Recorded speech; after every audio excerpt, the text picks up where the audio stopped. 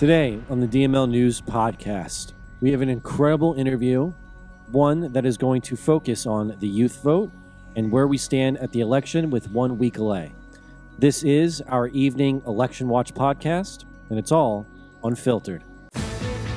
Dennis Michael Lynch gives you his word, and he will never let you down. He will always fight for America. The only one who really puts his money where his mouth is Dennis Michael Lynch. Hey everybody, it's Denny here, Ryan on the controls. We have a pretty awesome video for our podcast tonight that's premiering.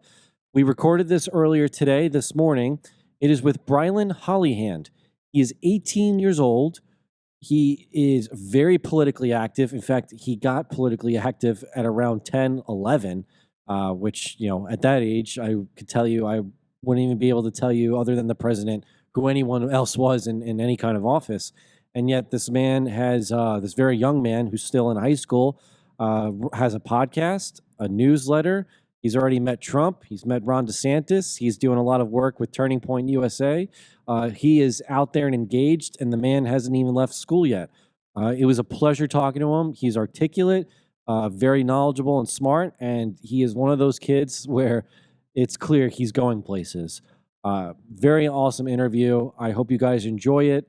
It gives a lot of insight as to where we both believe, because we were agreeable to it, where the youth vote stands in this election, what he thinks of Trump, and what the future of America looks like depending on which candidate wins, as well as the future of media. So, without further ado, here is Brilyn Hollyhand. All right, Brilyn Hollyhand, thank you for joining the podcast today. I know our viewers are going to love to hear your perspective, especially when it does come to the youth vote, specifically Gen Z. But just for establishing, personal-wise, from what I've read about you, I know you started kind of getting politically active at around 11, and you're 18 now, right? You're 18? Yes. All right, so I got to say, I know it's a big first question, but how did you get to be so politically active at a young age? Yeah, it all started actually a little bit before that, at the age of 10 in the fourth grade. Started paying attention to the 2016 presidential election and found it fascinating. It was a cycle that really turned a lot of people away from politics because they thought it was too divisive. I agree. But I saw it as something that we could come together and bring Gen Z as a unifier. I said that, our grandparents and parents' generation have been screaming at each other for far too long. Our generation could lead the charge of talking to each other. And I thought that this would be the perfect time. I remember actually the specific moment. It was during one of those fire debates between Trump and Clinton. I think Hillary had just made a comment to Trump that she'd be concerned with someone with the temperament of Donald Trump in office, and he turned and said, "Well, you'd be in jail." And I remember kind of freezing in my living room. I happened to be walking through from doing some homework or something. And I was like, wow, politicians don't talk like that. This is great. They come out with a, prepared script from a consultant, and this businessman just put this politician, to rest, but just simply talking like a human, just using typical conversation. I was like, this is great. I grew up in the era of Bush and Obama. I wasn't used to this. That drew me in. I started the Truth Gazette a few months later at the age of 17 or at the age of 11 because I was frustrated. And, at 11 years old, you can't necessarily run for office. You can't even start a Twitter account until you're 13. But I thought this was the perfect time to start commentary. And that's what we did. Well, so, to your point, right, you have a candidate that comes in that totally flips the table in a way in terms of what you're supposed to expect. I mean, I remember when Mitt Romney was running, and even before that, John McCain, and that was always kind of the scope of who you always thought would be the Republican candidate. And then Trump comes in, debates 18 other guys, kicks their butts, wins, the vote, and then, kind of changes the course of how the Republican Party is going. So, with your youth and the way that this election is playing out, based on who you talk to or in your circle, I know you're very involved with the RNC. In fact, I think you're the head of their youth advisory council. Is that right? So based on what you're seeing, do you have a good, strong indication of maybe where Gen Z is going to land on the voting demographic? Do you think it's going to sway more on Trump's side this time around? I certainly do. So, a Republican presidential candidate has not won the votes since 2003. And I think that this is a cycle where we come into it looking at Gen Z as a frustrated populace. A lot of us are frustrated on both sides of the aisle. This is the generation. I was in middle school during COVID. We grew up during COVID. We saw big government at its worst. We saw tyranny at its worst. Big government shut us out of school for a year and a half. Big government strapped that diaper to our face for a year and a half. Big government told us we were evil, horrible human beings if we went and visited our granny for Thanksgiving dinner, but the strip club was open and that was all right. Regardless of what side of the aisle you swing, we're frustrated. We're frustrated that we can't afford homes, we can't afford to start a family, we can't, attain the American dream in the modern day America. That's upsetting, and we want to change that. So I do believe because of that, the pendulum will shift more towards Trump. Will he win the youth vote? That's a large task, but I think it's possible. And I told him that last week when we were talking. I would say, as for Kamala Harris, this is accurate according to polling, the least popular presidential candidate on the Democrat side in modern American history with youth vote, really across the board with everybody, but specifically with the youth vote. Gen Z just doesn't relate with her, regardless of what side they swing. You have people protesting almost every single time she gives a speech, and almost all of them are college students. They're frustrated. She's inauthentic. She's not relatable. Her team's out of touch. It's not working well. And I think we're going to see Gen Z reflect that at the ballot box a week from today. So this is actually one of my questions for you, Brilyn. So I read and saw that you did meet Donald Trump. How would you describe his overall demeanor with how he's feeling, how the election's going? Is there a confidence in him? Does he have any worries? Or what would you say from meeting him, his overall demeanor currently is? I would say confident is a great word to describe him.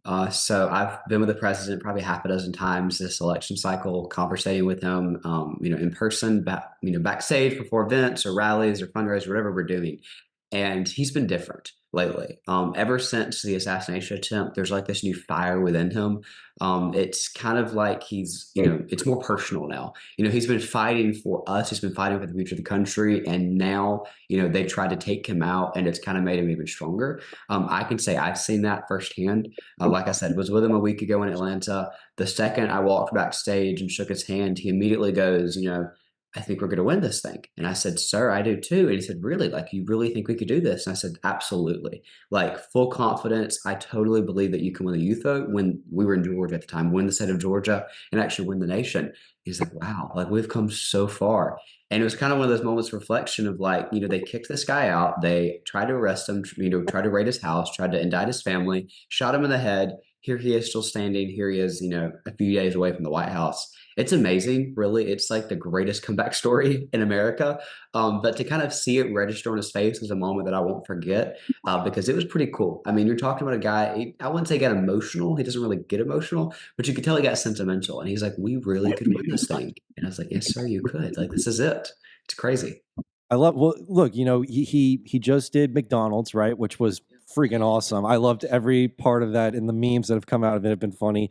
He goes on Rogan and does 3 hours, totally just shooting the shit with him, but also being able to give policy, his take on things, and even things that maybe he didn't want to get into. He still addresses it, whereas most politicians, they'll just kind of sweep it under the rug.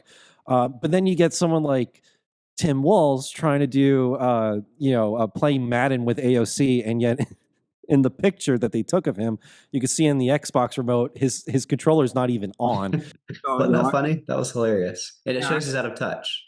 So out of touch. And in fact, so that's why I think this is a pretty big question I want to ask you too, because you have the youth on your side, and we're definitely going away from the era of jumping on MSNBC or CNN, and even to some extent Fox News, and doing, the 5-minute hits, and it's all, condensed answers, when usually people are craving substance, especially now more than ever. So, in your opinion, especially because, in theory, there should be way more elections after this coming one, and hopefully that's the case, knock on wood, especially if Trump wins. Do you think we can see that in the future, elections, especially for presidential candidates, will go in the realm of long form podcasts, even going on unconventional podcasts, doing things that are more humanizing rather than the scripted, articulated, and sometimes heavily edited, looking at 60 Minutes here, type of interviews that are just a little, they're so formal that they feel almost detached from the everyday American. Most certainly, and I think you're spot on there. That's a good, aspect of where we're kind of going with this whole thing. The day I came in as chair of the Youth Advisory Council, the very first comment I made in our meeting was that the days of Republicans being able to take out an ad in the Sunday paper to get our message out are over. We've got to modernize with the times. Republicans are referred to as the grand old party. We can't be the grand old party anymore if we want to keep winning elections. Part of that is what this, kind of plan we put into place. There's two aspects of it. The first aspect is social media outreach. So launching him a TikTok account, making it the fastest growing TikTok account, using TikTok as a weapon to attack our opponents and as a tool to win over youth voters, to kind of get our message out there. That's been really cool. The second aspect is what you talked about, long form content. And a lot of that is podcasting. So as opposed to just doing, like you said, your 5-minute TV hit every night on Sean Hannity, or a sit down interview occasionally that might reach an audience of however much that cable channel can reach, we all know that print media is dying, radio's behind it, and cable will follow it. Let's go somewhere that's growing, that's innovative, that's up and coming, and also with a whole voting group that we know we need, Gen Z. That's podcasting. Donald Trump, like you said, this past weekend sat down for a 3-hour interview with Joe Rogan. The same day, Tim Walz was playing video games with AOC, and Kamala Harris was hiding in the bunker, dodging the press. There's a clear, difference between these three people. Donald Trump, there were no questions off limits. He sat there longer than even, originally scheduled, just talking. And I don't know if your audience has watched it, but I encourage them to, because it was just a genuine conversation. I've heard the guy speak hundreds of times. I've never heard him talk like this. This was literally just a conversation. There happened to be a video camera on. And it was really cool to see him not only detail his policy, something Kamala can't do, but to back that up with, defending his record, another thing Kamala can't do. And finally, admitting mistakes. We saw a town hall the other night on CNN where Kamala Harris was asked what her one mistake is. And I remember, kind of laughing afterwards, because I had taken a life class in high school a few months ago, and they showed us, kind of prepping us for interviews when we get into the job world after college, of how you're going to be asked that question. That's like one of the very first most common questions you're asked in an entry-level job interview. And there's all these different creative answers that you could say, like, oh, I need better time management because I do so well, with all the different, like, you can kind of, craft an answer. Everybody's got something prepared. Kamala Harris said, oh, I don't know. And I'm like, what are you talking about? So it's not really working. Trump was able to actually lay out in a 3-hour interview, here's the mistakes I made. I shouldn't have hired these people. I should have done this differently. But guess what? At the end of the day, I was an outsider. I've never done this before. This time, I'm a pro. I know what I'm doing. We're going to hire the right people. Stuff like that resonates with Gen Z. To your point, yeah. I mean, look, you hit it on the head. Any interview, she's like, I'll give credit here to Barack Obama in a way.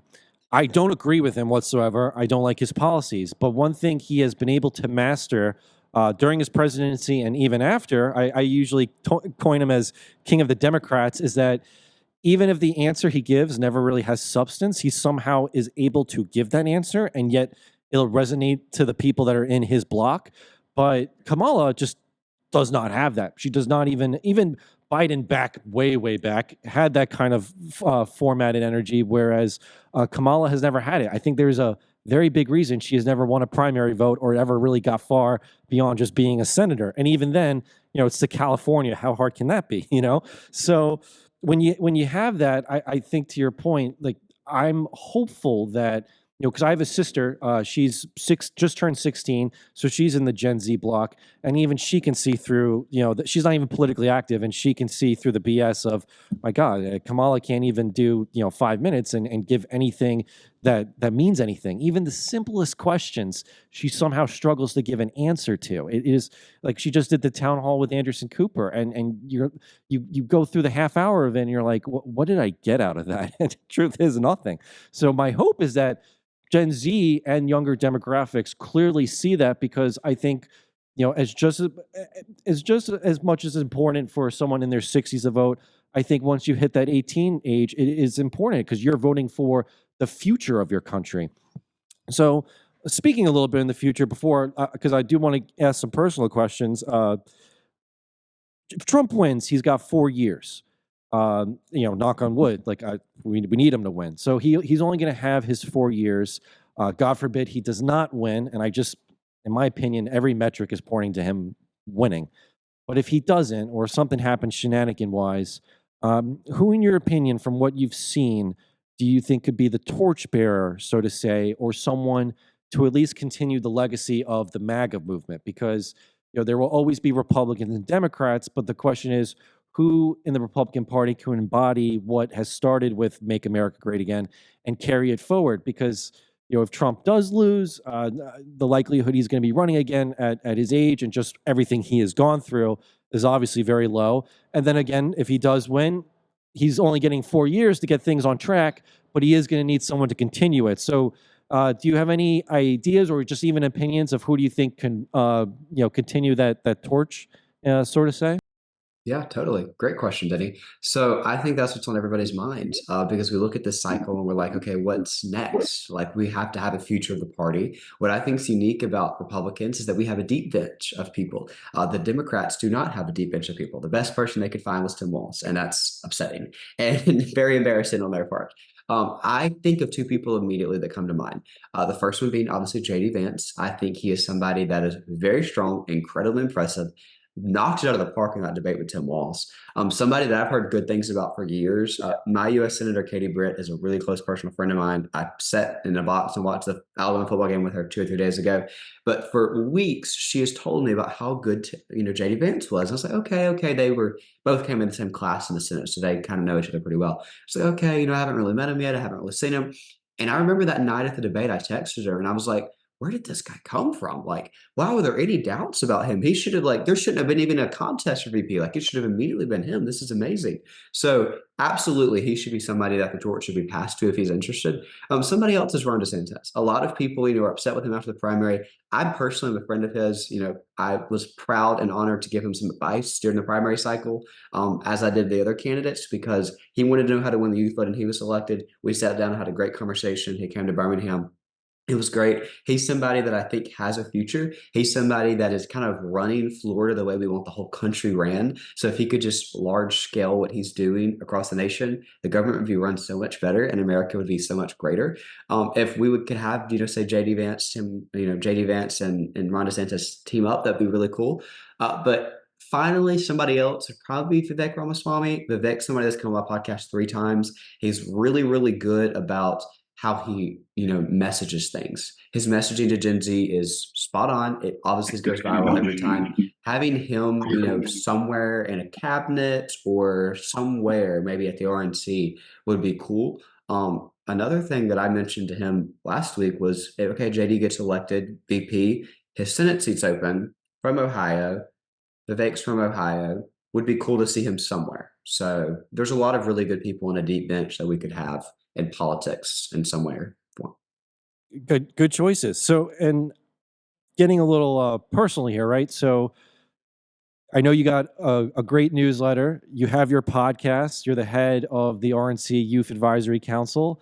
And just to confirm, so our audience knows, you are still in high school, right? Like, I think you're in your I'm senior year. Yes, sir. Right. So, come this spring, are your plans to go to college, or do you think you would bypass it and maybe do something continuing what you're kind of got going on now, or what do you think would be the ultimate plan? Because just speaking to you for 20 minutes now, you're very well articulate.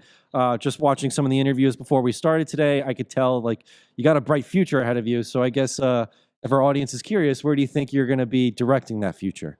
Yeah, right now the plan is college. I've applied to 2 places. I've gotten to tour a lot of places. It's cool. I'm in the middle of a college tour right now at Turning Point. So like a college speaking tour. I speak at UGA tonight and Auburn tomorrow night. And then that's kind of it. And then we start election day travel. But I've gotten to do, I think, 12 campuses this fall. And those are 12 places that while I'm speaking there, I kind of get to see. So I've used some of that as time to personally be like, would I be interested in going to this place for 4 years? Charlie Kirk's a really close friend. Charlie Kirk obviously skipped college. He's advised me to do the same thing. I've taken that into consideration. A lot of people have said, college is a waste of time. I agree with that to an extent. But as of now, that is my plan. I do want to say to your audience out there, college isn't the end all be all anymore. It's not something that you need to rely on. You absolutely can have a thriving, prosperous, wealthy life in America without going to college and paying, millions of dollars in debt. It's just not something that's necessary. So I absolutely think that's the plan. Where? That's a great question because I do not know. Still narrowing down that list, but when I have an answer for you, I'll let you know. All right. Well, this next question might be a little tough too, but I'm sure maybe you've thought about it. You just mentioned some candidates that could run the MAGA movement forward. Do you think at any point in your future would you consider running for some form of office, whether it is for a Senate seat, something within the state of Alabama, or would that interest you at all, or do you think you would rather be more on the commentator, kind of advisory side of things, or anything in that realm? Well, I'm flattered, genuinely. I'll say that I started this whole political career in commentary. I plan to finish it in commentary. That's where I want to be. I have no political aspirations at all. A lot of people that start young in politics want to be the next senator, one day, or governor. Full respect to them. We need more young people in politics. So, no shade there. That's just not my life goal. I love what I do. I love getting to talk to people, visit with people, travel the country, and then go back and give my opinion. That could change tomorrow, but today, my goal for the entire future is just to stay in commentary. But I'm flattered that you would even consider that. That's very kind. Look, I mean, it's not very often you have someone who started off at around 10 and 11 years old and is actually informed on the issues. I mean, I could just, like I mentioned before, like, I have a 16-year-old sister. I could tell you her friends, I don't even think know who are running for president, unfortunately. But that's not the case there's definitely a wide range. And one of my questions here, because I think you do have a lot of wisdom to you at your age, our audience is definitely within the older side, around the 40 to almost even 80 demographic. So a lot of them do have kids or grandkids that are close to turning 18, or maybe just did, and this could be their first election voting. If they are, someone was like, hey man, like I know Donald Trump is awesome, but people are telling me Kamala Harris is going to save democracy, yada yada. What would be your definitive advisory statement to anyone listening, or maybe anyone in our audience listening, and then shows their kid or grandkid to say, hey, this is why you should cast your vote for Donald Trump over Kamala Harris? I would love to do that, Denny. It's a great opportunity for closing an argument a week out from the election. The first thing I would say to parents and grandparents out there is be willing to have conversations. Be willing to talk to your children. Be willing to talk to grandchildren. I got to go home last week for a few days in the midst of the campaign trial, and got to have a conversation with my grandmother on the back porch of her house. And we're sitting there. It's a great afternoon in Alabama. And I remember her making a comment of, Brilyn, I do not recognize the country that you're growing up in. It isn't that so sad that it's so unrecognizable, that it's just a totally different world than her generation grew up in. I bet a lot of people in your audience can relate to that. You don't want your children to grow up in the America that we're on track to grow up in. You don't want your grandchildren to grow up in the America we're on track to grow up in. Have those conversations. Is it difficult? Probably. Is politics uncomfortable to talk about? Absolutely. But you need to do it. And then expand those conversations. Within the next week, I have homework in high school. I'm going to give your audience some homework. Tell 5 people to go vote. And maybe carpool 5 people. It's not that difficult. Have conversations with your neighbors, your Sunday school class, with your peers if you're in high school or college. It's really simple. Have those conversations. As for a closing argument of why you should vote for President Trump, a lot of Gen Z says, oh, I don't love his personality. A lot of elders, a lot of parents and grandparents and generations say the same things. What I'm urging your audience to do today is put his policies over his personality. I know Donald Trump really well. I wouldn't elect Donald Trump to be my preacher, but I would elect him to be my president every single day. And I think that that's what people have to differentiate out there. Genuinely, Gen Z is scared. We're frustrated. We're concerned. That's what we started this podcast talking about, and that's what we're going to end up talking about, because Gen Z look at the country right now saying, I can't afford groceries. I can't afford to fill up my gas tank. I can't afford my first home or even to rent an apartment, and I can't afford to start a family. That is terrifying. And then the other slate of that is, okay, we're 18 years old. I turned 18 2 months ago. That means they're draft age now. Kamala Harris gets elected. I get to go serve on the front lines, serve in her proxy war. Parents and grandparents out there don't want their children, grandchildren serving in a Kamala Harris proxy war, nor do your Gen Z viewers want to be the ones serving in that proxy war. So all around, it's frustrating. The final thing I'll say to your audience is, we want to attain the American dream. The American dream was attainable under Donald Trump. That's one of those simple requests we have here as citizens of this great nation. And unfortunately, it's going away under Kamala Harris. That's frustrating. That's upsetting. We want that back. There's only one guy that could do that. His name's Donald Trump. And a week from today, I'm urging everyone to cast their ballot for him. Awesome, Brilyn. Just to close out here as my last question, our audience, I'm sure, will be very interested to track your career and see where you go next. Do you want to just give our audience maybe accounts to follow, upcoming projects you have in the pipeline, or just anything to share about what your next stage is? I'm happy to. And first of all, I want to say thank you so much for having me. This was a lot of fun. What a great podcast. I've watched a few, and this is really cool to get to be on here. So I appreciate that. I would say for any of your audience on social media, I'm on Facebook, Twitter, Instagram, TikTok, YouTube, all of them. It's at Brilyn Hollyhand, Brilyn, and then hopefully it'll pop up. And then also, I've got a book that came out 2 months ago. It was #2 on the Amazon bestsellers list. It's behind me right there somewhere. There we go. It's called One Generation Away, and it's just a message to get young people involved. You can get a signed copy at brylynbook.com. The final thing I want to say is please get out and vote. One more week to save American democracy. Super important. Everybody needs to get out and vote. So please cast your ballot a week from today. It was an absolute pleasure to get to know Brilyn this morning. Like I said earlier in my intro, very bright man. I can totally see him going places. He may not run for some kind of office, but I hope he leads the pack somehow when it comes to engaging and mobilizing the youth into conservatism and, honest and fair elections and candidates that the people actually want. But I'm very appreciative of Brilyn taking his time to talk to me. Hopefully we have him on the show again, and I hope you guys enjoyed it too. We will be back tomorrow morning, as well as then in the evening for another Election Watch podcast. I know my father mentioned on the show earlier today, we have a very fun roundtable discussion coming this Friday with two of his buddies and one of my best friends. So we're going to have a great time this week, just leading up to the election next Tuesday, which we'll be doing a very giant and very big live stream for that night. But until then, I hope you guys all enjoy your evening. Get the Dennis Michael Lynch podcast every day by subscribing on Apple Podcasts or Spotify, and download the DMail News app from the Google Play Store or the Apple App Store for breaking news, merchandise, films, exclusive content, and team DMail.